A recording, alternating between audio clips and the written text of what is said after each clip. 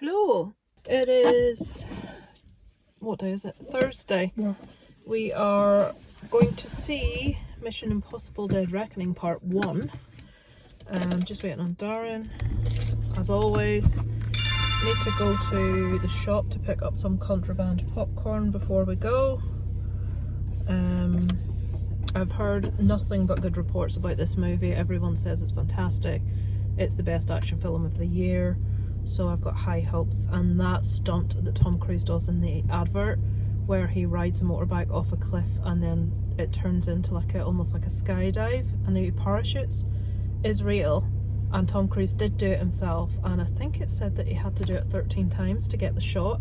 He spent months training, as in not just like more than a year, like 13-14 months training to do both parts, so it had to be precisely timed. He's mad. The man's going to kill himself one of these days. But yeah, I've got high hopes.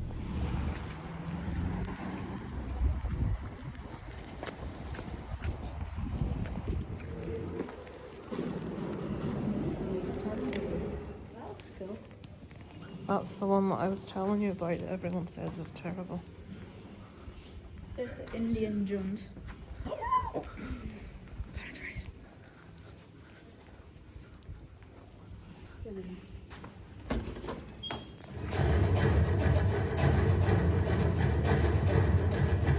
So we've just got out of the cinema having watched Mission Impossible Dead Reckoning Part 1. Thought we'd give you our opinion so you can get 3 again. We haven't discussed it at all, but we don't know if each other have liked it or not liked it. We'll start with Isaac. What did you think? I thought it was really, really good, except for what you call the ending. It was just annoying. Isaac was frustrated because it's part 1 and he wanted a conclusion, and obviously it leaves it on a bit of a, it's not I finished. just ended on like complete the mission. So yeah, but apart from the fact you wanted a resolution, you enjoyed the movie. Anything specific about it that you liked? The action scenes were pretty cool, and just the fact they jumped off a cliff on a motorbike was I'm sure Tom Cruise will be delighted to know that all that hard work he put into them stunts were fairly cool, eh? Oh, and one other thing, there is one character that just wasn't needed. I can't say who they are. You can. It's not a spoiler. It is. Or is it the woman? No. Well, actually, yes, it's one of them. One of them. No, I think they needed all the women, personally. Right, no, you can't say, because I think I know who you mean, and that is a spoiler. We'll talk about it when we put the camera off. What about you? Yeah, it was good. It was good. It was good. These men are so descriptive. It's hard without giving any spoilers. Without any spoilers. Not really. Performances. There was a mid-film fight scene, and I was struggling to understand why it started in the first place. It was like, excuse me, why would that person do that to that person? No. Oh, I don't really know And what you mean. when we do the spoilers one, I'll say it. But We're not going to discuss spoilers on here, I don't think. Well, we can if you want. I thought it was excellent. I thoroughly enjoyed it. I would give it a 4.5 out of 5. I thought the stunts in it were amazing, but I was really gripped by that bike cliffs stunt when I saw the trailer. So I thought, surely to God. I know he's known for doing his own stunts, but there's no way they're going to have allowed him to do that, nor would he have the skill to do that. It was him. They did multiple takes, so he had to do it a lot of times, and he went months and months of training to perfect 2 of the things that he does in the stunt. Yeah. And I was well impressed, it has to be said. There is also another massive stunt scene that I won't say anything about, that I had no idea about. I don't like to know too much about a movie. I have seen the trailer, but I have this spectacular ability to forget everything I've seen in a trailer. The only thing I remembered was the bike off the cliff bit from the trailer, because I was just really like, no way, when I saw it. But the other stunt that set, well, there's a lot of stunts, but there's one other major stunt scene that was very impressive, that was very good. One thing I do want to add is I really want to see Tom Cruise in comedy. There were a few little scenes in there near in the beginning of the movie where his comedy timing's perfect. I just thought it was really funny. Like Tropic Thunder. No, he's brilliant in Tropic Thunder, but that's like a cameo sort of. He's not playing a real. Well, he is. Well, you know what I mean. He's not an integral part of that film, but I just think he'd be fantastic in a comedy like Robert De Niro. I prefer him in a comedy to his serious. Apart from, well, like obviously Taxi Driver, not talking that, but I'm not a fan of mafia stuff, which is mainly what Robert De Niro tends to do.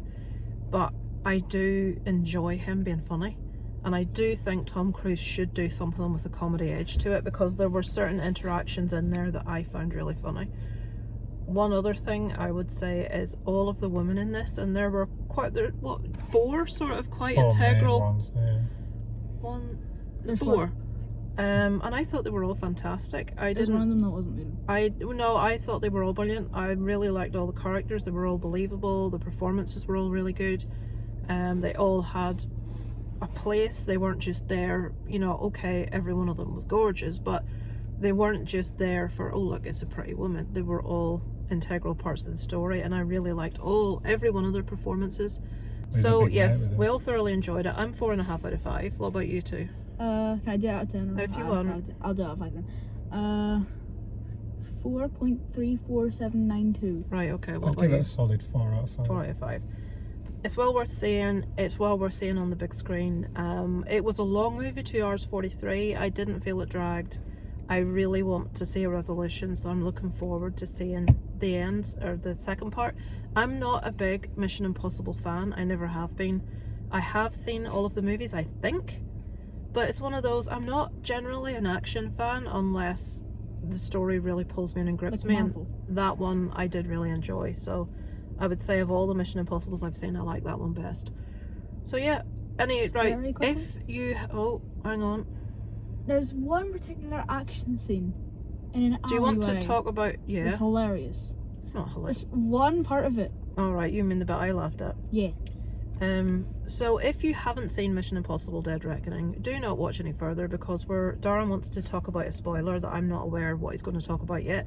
And so do I. And so does Isaac. So stick around if you've seen it and you want to know what they want to discuss. But if you have not seen it, final warning.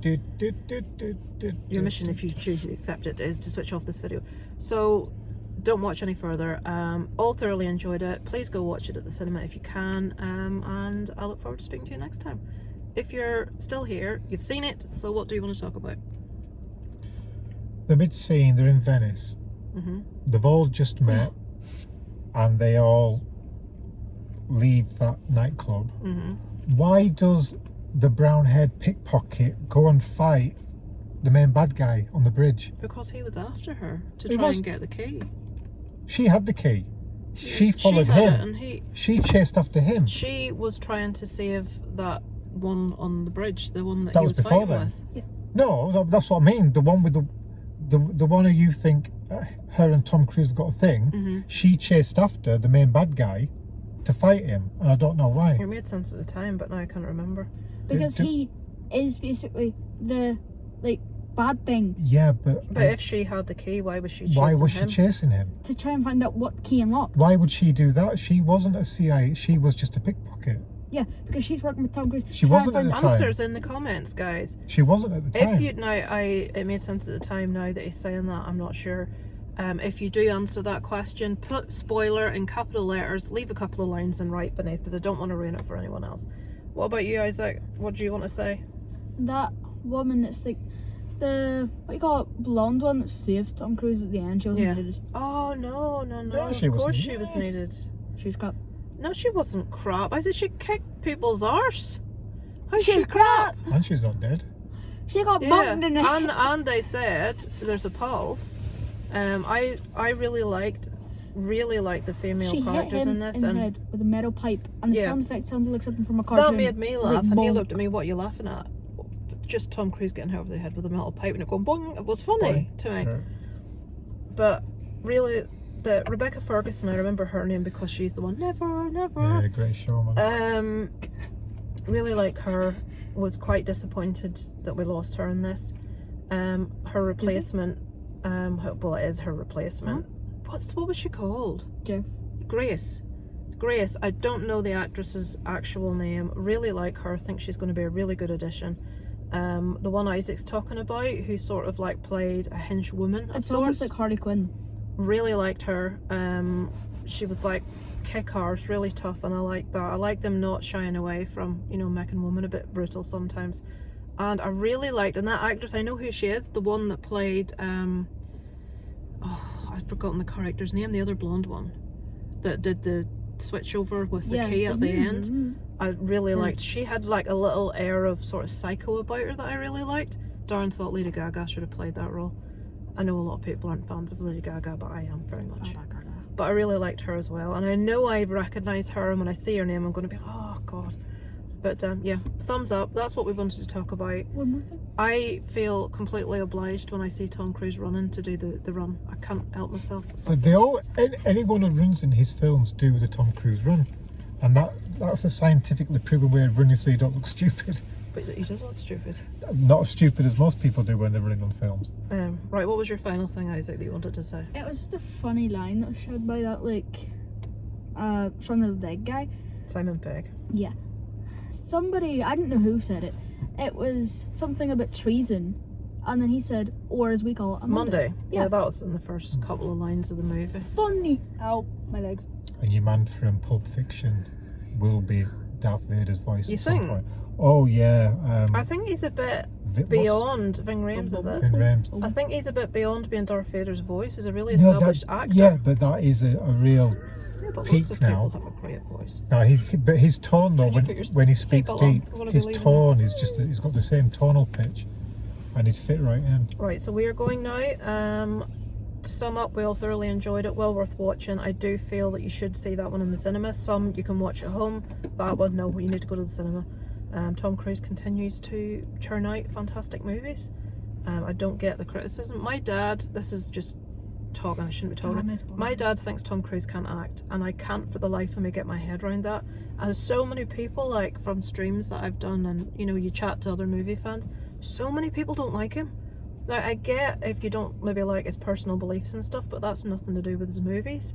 The guy's a fabulous actor. He's got beyond dedication to the craft. Everybody that I know that's worked with him says these rumours are bollocks. He's a really nice guy. He's really respectful. Talking about things that look really stupid. Somebody's went past on an electric scooter with a load of shopping. He's accepted the mission, obviously. But yeah, so I am a big Tom Cruise fan. I've always liked him. I've always liked his performances. I feel he gives it his all.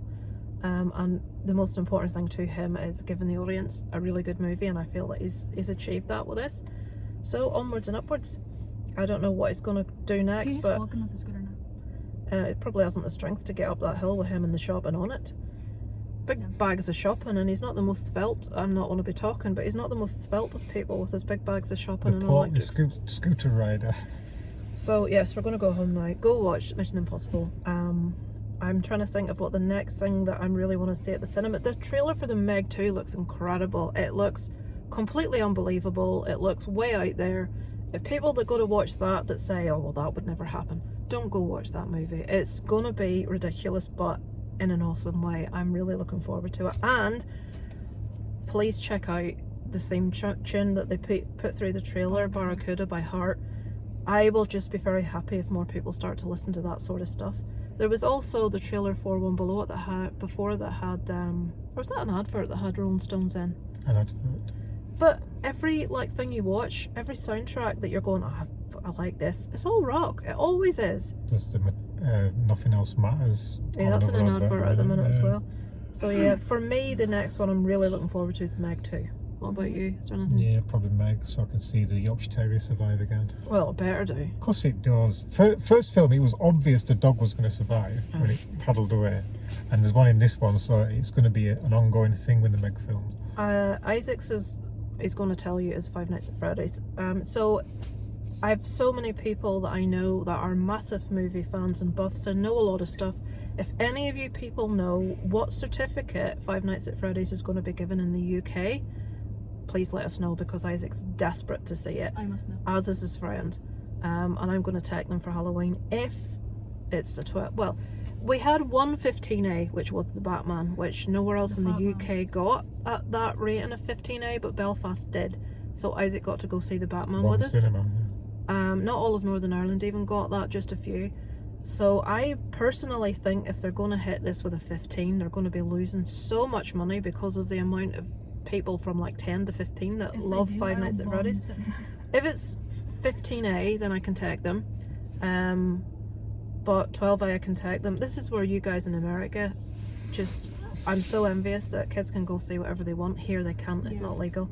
So if you do know anything, I've heard America's going PG-13, but for us, that could mean 12A, it could mean 15. We don't know until the decision's made. If it's anything above my age rating, I'm bombing the cinema. So let us know if you have any idea, folks. So thanks for watching. I shall catch up with you. I know I haven't been doing my weekly watches, but I will do a bit of a sum up, you know, in a month or so after summer's over. And I will do some more lists. I've just been enjoying my summer really at the minute. So thanks for watching, and I look forward to speaking to you next time. Over and out from Lisa Loves.